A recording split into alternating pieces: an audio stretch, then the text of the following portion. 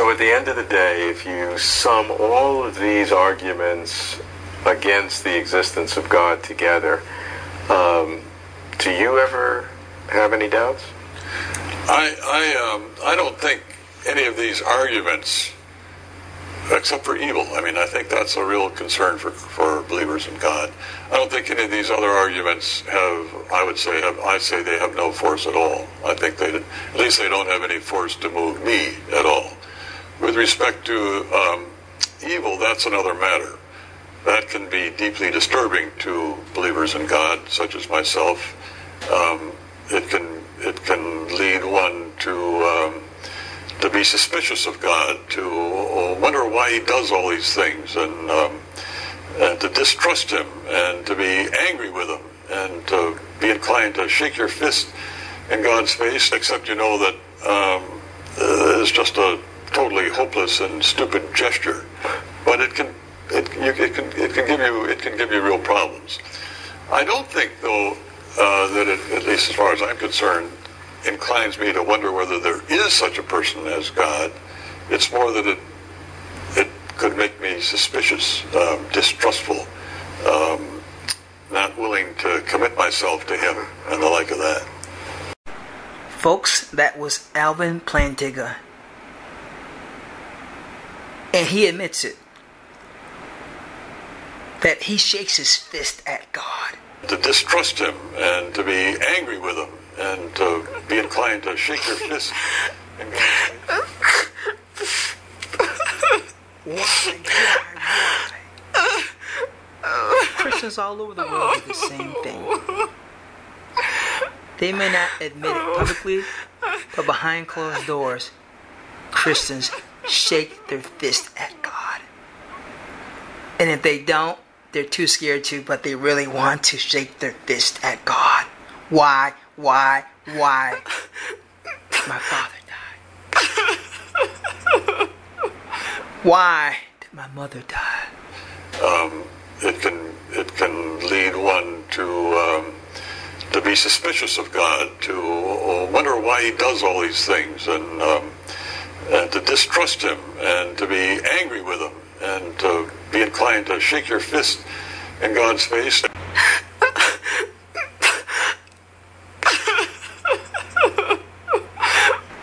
Why did I get divorced? Why did my spouse cheat on me? Why did my kids disrespect me? Why did my loving daughter die?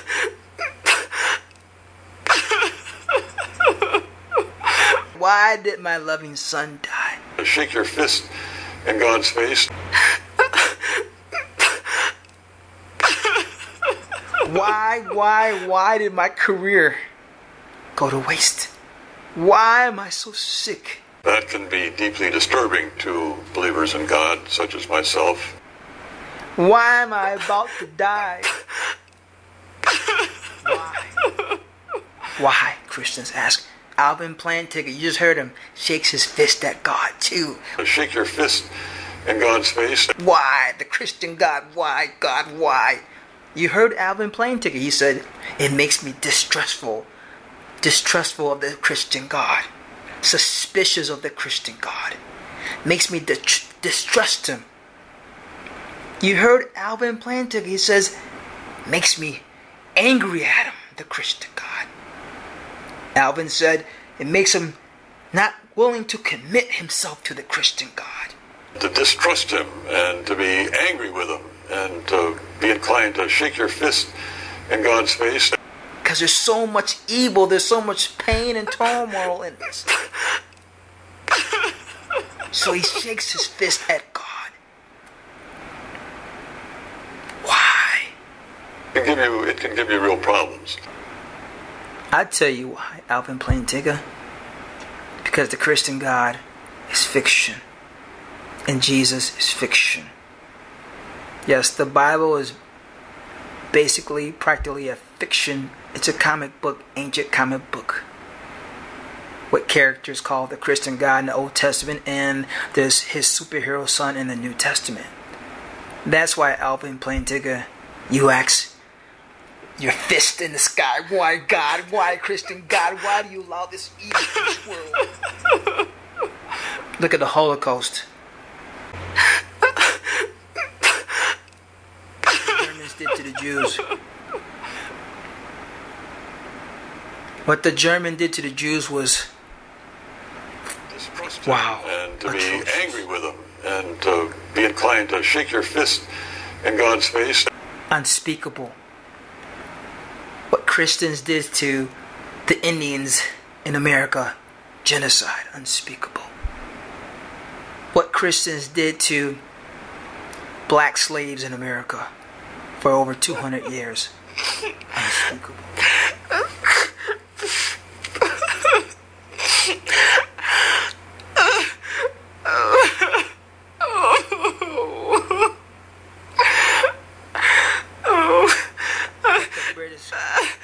Did to the Indians in India for over 30 years, starving them to death. What the colonizers did to Africa. So much evil in the world that even Alvin Plantinga has to admit, it makes me distrust the Christian God. It makes me suspicious of him, makes me distrust him, makes me angry at him, makes me not willing to commit to him. To distrust him and to be angry with him and to be inclined to shake your fist in God's face. I don't blame him, because the Christian God is fiction and his superhero son is fiction. That's why there's so much evil in the world, because the Christian God does not exist. Can you imagine some little girl or boy or wife got raped viciously by 20 guys in a home? Just you open newspaper and it's like, hey, this child or wife was raped. Just let's make it wife. This wife was raped by 20 guys. She was gangbanged, raped, ripped apart, shredded, left to die, and then she did die later on. And imagine the whole time her husband was right there watching it. Right? If that was the case, you would say that husband is evil. There's no way a good, loving husband could allow his wife of his bosom, the mother of his kids, to get raped by 20 guys, gangbanged, just totally destroyed until she dies. And her husband is standing in the corner. 7 foot tall, 300 pound, muscle bound, badass, her husband. And he let 30 midgets rape his wife in front of his eyes. And she screamed for him, screamed, honey, stop it, help me, they're killing me, they're raping me, I'm gonna die, I'm dying. What would you say about that husband? Would you call him a loving husband? No, you would say, that husband that stood in the corner and watched that is one evil dude. Evil. Evil. Evil. And that's the least of the words you would say to that husband. But that's the exact same thing Christians are selling to the world. That the Christian God is your father. A personal God. He's right here. Jesus too. Right here watching everything. He's your father. And yet Christians get raped, gang raped, slaughtered like pigs, crushed, maimed, beaten, tortured, throughout the world, throughout history. So even if, just for sake of argument, say the Christian God existed, he would have to be like that husband in the corner, watching his wife being gang raped by midgets that he could easily stop being 7 foot tall, 300 pound, muscle bound.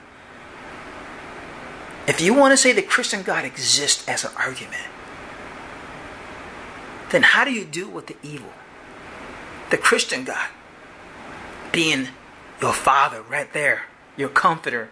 He loves you. He loves you. That's what Christians tell you. The Christian God loves you. He loves you. He wants the best with you. The Christian God had his son die on the cross for you. He loves you. But yet, Christians get raped, murdered, maimed, tortured, destroyed by other people, by forces of nature, by animals, by insects,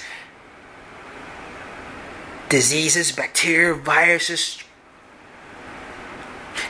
For the sake of argument, if the Christian God exists, he would be evil.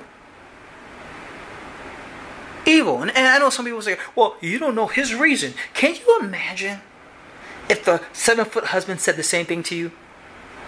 You would think you're evil to let that happen to your wife.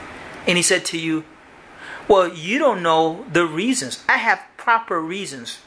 I'm not going to give them to you, but you don't know. I have justifiable reasons for allowing my wife to get raped by 30 midgets and just killed, slaughtered in front of me. I have reasons for allowing that you do not know. You would say to that guy, you're freaking crazy. But that's the exact same thing Christians try to sell to the general public.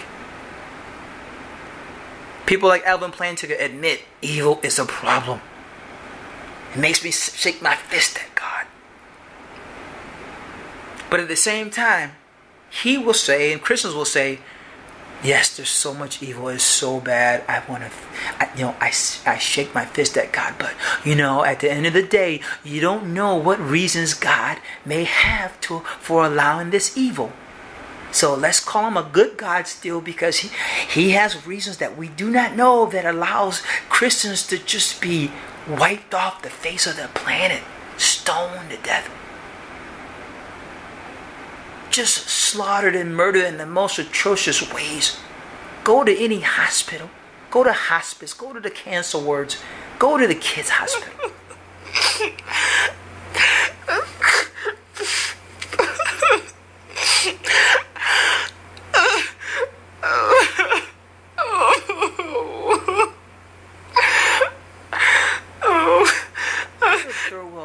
You will see pain that will numb your mind for days and weeks and months. But Christians have the nerve to say, he's a good God. He's a personal God. He's here. He sees. He's right here with us. Why does he stop all this evil then? Well, we don't know his reasons. You see how foolish that is? To sit there to tell the 7-foot husband in the corner, dude, there cannot be any reasons for you to allow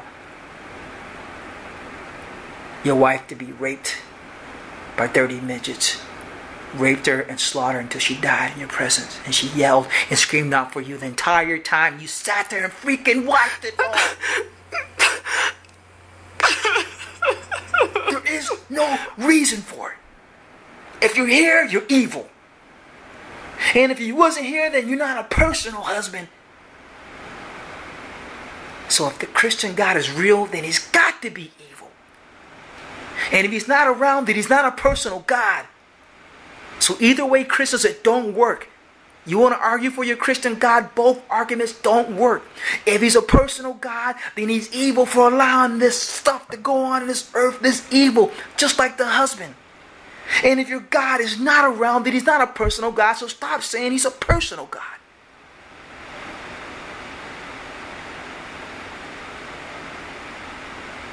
This is Brett Strong. I've said enough. With respect to evil, that's another matter. That can be deeply disturbing to believers in God, such as myself.